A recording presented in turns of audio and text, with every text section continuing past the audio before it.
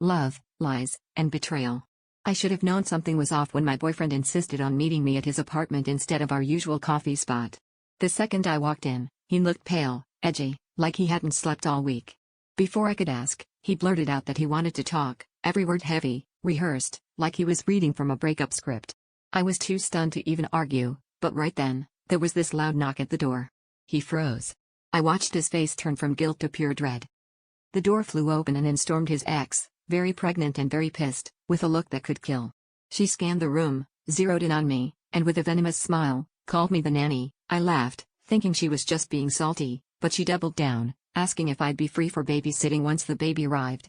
My boyfriend stood there, useless, while she unleashed every dirty secret I never saw coming, how they'd hooked up after our anniversary, how he'd promised her they'd get back together, how I was just a convenient placeholder. I felt like the air had been sucked out of the room. It turned into a shouting match, me demanding the truth, her throwing receipts, him stammering half-truths and apologies. She kept saying she was doing me a favor, that I was too naive to see what was right in front of me. I realized I didn't even know who I was more angry at, him for lying, or myself for believing every excuse and empty promise. I wanted to leave, but my legs wouldn't move, like I was stuck in some twisted reality show. The worst part? When I finally turned to leave, her hand on her stomach, she looked at me and said, "He's great at making people feel needed.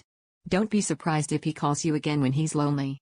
The truth hit harder than any fight. We were all just characters in his little drama, filling the gaps of his own emptiness.